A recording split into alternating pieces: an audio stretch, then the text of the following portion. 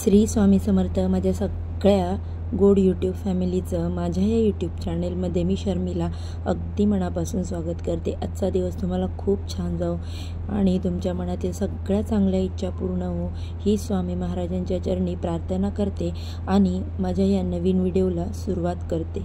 बघा, अमावस्या तिथी ही दर महिन्याला येते, परंतु माघ महिन्यामध्ये येणाऱ्या अमावस्येला माघी अमावस्या असे म्हणतात.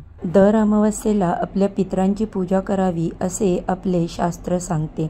वैदिक कॅलेंडरनुसार माघ महिन्यातील कृष्ण पक्षातील अमावस्या ही 27 फेब्रुवारी रोजी सकाळी 8:54 सुरू होईल आणि दुसऱ्या दिवशी म्हणजेच 28 फेब्रुवारी सकाळी 6:14 संपेल. अशा परिस्थितीमध्ये माघ अमावस्या ही 27 फेब्रुवारी रोजी साजरी केली जाईल आणि या दिवशी गुरुवार असणार आहे.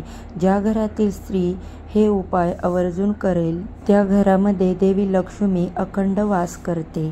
आपल्या सर्वांना माहीतच आहे की आपण जे दिवाळीचे लक्ष्मी पूजन करतो ते देखील आपण अमावस्येच्या मुहूर्तावरती करत असतो. त्यामुळे पहा, धनप्राप्तीसाठी लक्ष्मी प्राप्तीसाठी अमावस्या ही तिथी अतिशय महत्त्वाची मानली जाते.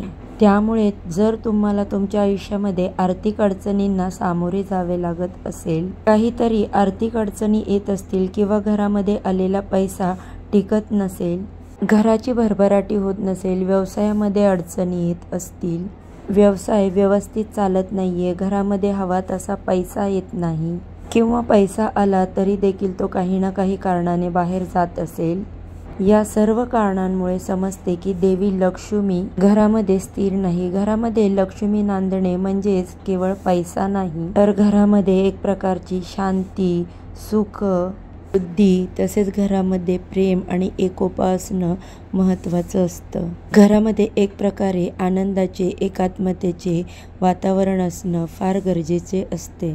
तर असं सगळं वातावरण जर घरामध्ये असेल तर त्याला लक्ष्मी नांदणं असं म्हणतात. पैसा तर हवाच, त्यासोबतच घरातील वातावरण लक्ष्मी स्थिर राहण्यासाठी अनुकूल असावं. त्यासाठी महिलांनी प्रत्येक अमावस्येला या गोष्टी न चुकता करावेत. काही दिवसांचे महत्त्व हे खूप जास्त आहे. आपल्या प्रगतीवरती या गोष्टी खूप परिणाम करतात. त्यामुळे पहा, अमावस्या या दिवशी केलेले उपाय कधीही वाया जात नाही. या दिवशी काही खास उपाय करा, याने नक्कीच तुमच्या आयुष्यामध्ये सकारात्मक बदल झालेले दिसतील. हे उपाय कोणते आहेत ते आपण पाहणार आहोत. तसेच घराच्या उंबरट्यावर आपल्याला कोणती अशी एक वस्तू ठेवायची आहे, तर सर्व ही माहिती आपण आजच्या व्हिडिओमध्ये पाहणार आहोत. तर व्हिडिओ स्किप न करता शेवटपर्यंत नक्की जरूर बघा आणि व्हिडिओ जर आवडला आणि तुम्ही माझ्या चॅनलवरती पहिल्यांदा जर नवीन आला असाल तर व्हिडिओला लाईक करा, चॅनलला सबस्क्राईब करा आणि असे छान छान नवनवीन व्हिडिओ पाहण्यासाठी बेल आयकॉन देखील क्लिक करा.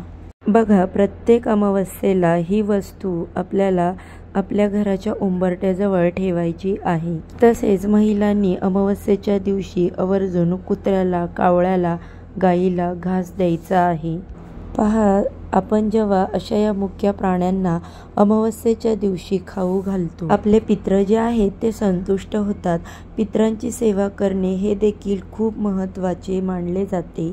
तुम्ही खूप साऱ्या सेवा उपाय करता, परंतु जर पित्रांची सेवा तुमच्याकडून राहिलेली असेल तर नक्कीच मुलांना, आपल्या पतीला हा त्रास जाणवू शकतो.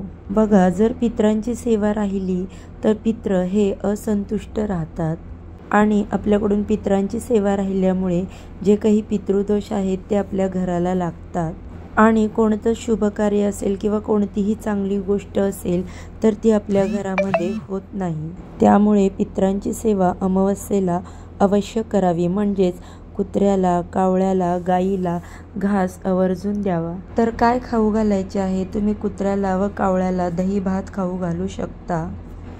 बघा, अमावस्येच्या दिवशी मीठ न टाकलेला भात करायचा आणि त्याच्यावर दही टाकून तो कावळ्याला आणि कुत्र्याला खाऊ घालायचा. त्याचबरोबर गाईला पहिली चपाती बनवून त्यावरती चिमूटभर हळद टाकून एक गुळाचा खडा आणि तूप टाकून ही चपाती गाईला खाऊ घाला.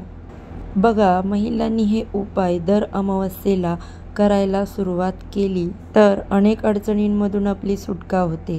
बघा, जेव्हा मुके प्राणी घास खातात तेव्हा आपले पितृ संतुष्ट होतात आणि आपल्याला त्यांचे शुभ आशीर्वाद मिळतात. त्यामुळे हे काम अमावस्येला आवर्जून करा. काही दिवसांनी तुम्हाला नक्कीच जाणवेल की तुमच्या आयुष्यातील अडचणी दूर होऊ लागल्या आहेत. मुलांची, पतीची प्रगती चांगली होत आहे. सगळे अडथळे दूर होत आहेत. त्यानंतरचा उपाय म्हणजे आपल्या घराच्या दक्षिण दिशेला एक दिवा लावायचा आहे. मग तुम्ही मातीची पणती घ्या किंवा तुम्ही कणकेचा दिवा वापरू शकता.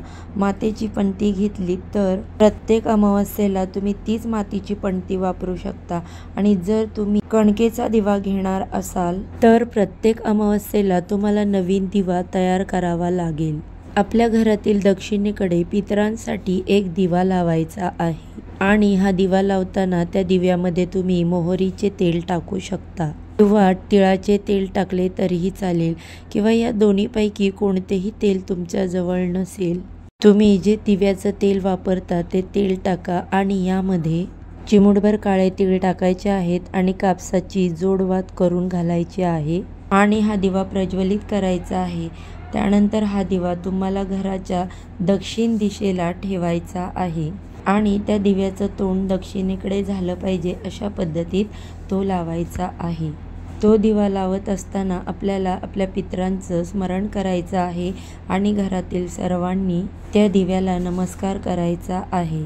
पितरांचे स्मरण करून आमच्याकडून काही चुकले असेल तर आम्हाला माफ करा अशी क्षमा याचना करायची आहे. महिलांनी सासरच्या आणि माहेरच्या दोन्हीही पितरांची तिथे स्मरण करायचं आहे. अमावस्येच्या दिवशी जर असा दिवा आपण दक्षिणेकडे तोंड करून लावला तर आपले पितृदोष जे आहेत ते दूर होतात. दक्षिण दिशा ही पितरांची दिशा असते, यमाची दिशा असते. असा दिवा लावल्याने आपल्या घरामधील अपमृत्यूचं संकट टळतं. दक्षिणेकडील तुमच्या घरामध्ये जर जागा नसेल तर मुख्य दरवाजाच्या बाहेर दक्षिणेकडे तोंड करून हा दिवा तुम्हाला प्रज्वलित करायचा आहे. बघा, त्यानंतर अमावस्येच्या दिवशी करण्याची महत्त्वाची गोष्ट म्हणजे अन्नदान. अमावस्येच्या दिवशी गरजू व्यक्तींना अवश्य अन्नदान करा. ज्यांना अन्नाची गरज आहे त्यांना अवश्य अन्न खाऊ घाला. अन्नदान करताना तेच शिळे असू नये, नेहमी ताजे अन्नदान करावे. बघा, तुम्हाला जर जेवण बनवणं शक्य नसेल तर तुम्ही केळी किंवा इतर कोणतेही फळ दान देऊ शकता. अमावस्येच्या दिवशी जर आपण अन्नदान केले तर नक्कीच आपल्या कुंडलीतील आयुष्यातील अडचणी दूर होतात आणि आपल्या जे प्रगतीचे मार्ग आहेत ते खुले होतात. अमावस्येच्या दिवशी काही गोष्टी दुसऱ्यांना देणे कटाक्षाने टाळावे. ज्यामध्ये एखाद्याला सुट्टे पैसे देणे किंवा उधार पैसे देणे घेणे टाळावे. तसेच दुधापासून बनवलेले पदार्थ टाळावेत. ताक, दही, दूध हे देखील कोणाला देऊ नये. हे पदार्थ लक्ष्मीकारक असतात, त्यामुळे अमावस्येच्या दिवशी हे पदार्थ दुसऱ्याला देऊ नये. अमावस्येच्या दिवशी सगळ्यांनी अंघोळीच्या पाण्यामध्ये चिमूटभर हळद, थोडंसं दही आणि गोमूत्र टाकायचं आहे. यामुळे आपल्याला काही जर दोष लागलेले असतात ते दूर होतात. जर तुमच्याकडे पंचगव्य असेल तर तुम्ही थोडंसं पंचगव्य देखील अंघोळीच्या पाण्यामध्ये टाकू शकता. बघा, आपण आपल्या घरामध्ये पंचगव्य किंवा गोमूत्र वापरतो तेव्हा कोणताच दोष आपल्या घरामध्ये राहत नाही. त्यामुळे हे छोटे छोटे उपाय अमावस्येच्या दिवशी तुम्ही आवर्जून करावे. आता पाहूया आपण अमावस्येच्या दिवशी आपल्याला उंबरठ्यावरती कोणती वस्तू ठेवायची आहे. सोमवारी तुम्ही सकाळी देखील हा उपाय करू शकता किंवा सायंकाळी देखील हा उपाय करू शकता. रात्री 12 वाजेपर्यंत तुम्ही तुमच्या वेळेमध्ये कधीही हा उपाय करू शकता. कारण रात्री 12 पर्यंत माता लक्ष्मीचं आगमन आपल्या घरामध्ये होत असतं. या उपायासाठी तुम्ही मातीची पणती किंवा मातीचं भांडं घेऊ शकता. तुमच्याकडे मातीचं भांडं नसेल किंवा पणती नसेल तर तुम्ही स्टीलच्या प्लेटमध्ये देखील हे घेऊ शकता। मातीच्या भांड्यामध्ये आपल्याला शेणाची गोवरी घ्यायची आहे। देवघरासमोर बसून देवघरातील दिवा प्रज्वलित करायचा आहे। हा उपाय तुम्हाला करायचा आहे। शेणाची गौरी 2 किंवा 4, कापराच्या वड्या 2, अखंड लवंग 2, वेलची, थोडंसं गाईचं तूप, हे सर्व साहित्य प्रज्वलित करायचं आहे। प्रज्वलित केल्यानंतरही यामध्ये तुम्हाला तुपाची आहुती द्यायची आहे आणि आहुती देत असताना तुम्हाला तुमच्या कुलदेवीचं किंवा कुलदेवाचं नामस्मरण करायचं आहे। समजा तुम्हाला जर तुमचं कुलदैवत कोणतं आहे हे माहीत नसेल तर तुम्ही ओम श्री कुलदेवताय नमः या मंत्राचा जप करू शकता। 11 वेळा तुपाची आहुती या छोट्याशा यज्ञामध्ये तुम्हाला द्यायची आहे। तसेच कुलदेवतेच्या मंत्राचा तुम्हाला 11 वेळा जप करायचा आहे। त्यानंतर हात जोडून तुम्हाला प्रार्थना करायची आहे, देवी लक्ष्मी माझ्या घरामध्ये अखंड राहू दे। कुलदेवीचा आशीर्वाद किंवा कुलदेवतांचा आशीर्वाद सदैव माझ्या पाठीशी किंवा माझ्या कुटुंबाच्या पाठीशी राहू दे। माझ्या पतीची मुलांची प्रगती होऊ दे, अशी तुम्हाला प्रार्थना करायची आहे आणि याचा धूर तुम्हाला संपूर्ण घरामध्ये पसरवायचा आहे। आणि हे भांड आपल्याला आपल्या मुख्य दरवाजाच्या उंबरठ्यावरती ठेवायचं आहे आणि लागेल असं कापूर टाकत राहायचं आहे। उंबरठ्यावरती ठेवून परत तुम्हाला तुमच्या कुलदेवीचं किंवा तुमच्या कुलदेवाचं स्मरण करायचं आहे। हा उपाय केल्यामुळे आपल्या घरामध्ये किती वाईट शक्ती असू द्या त्या नष्ट होतात, कारण यामध्ये आपण गाईच्या शेणाच्या गोवरीचा वापर केला आहे। जेव्हा गाईच्या शेणाचा गोवऱ्या ज्या असतात त्याचा वापर होम आणि यज्ञामध्ये केला जातो, तिथे नकारात्मकता किंवा नकारात्मक शक्ती नावालाही उरत नाही। यामुळे आपल्या ज्या अनेक अडचणी आहेत त्या दूर होतात, पैशाच्या अडचणी दूर होतात, घरामध्ये एकोपा प्रेम भाव वाढण्यास मदत होते, आपल्या मुलांची आपल्या पतीची भरभरून अशी प्रगती होते। घरातील कोणतीही व्यक्ती हा उपाय करू शकते। तर असा हा अत्यंत प्रभावी उपाय उद्या माघ अमावस्येच्या दिवशी अवश्य करा। चला तर मग आजच्या व्हिडिओचा मी इथेच एंड करते। सर्वांना श्री स्वामी समर्थ।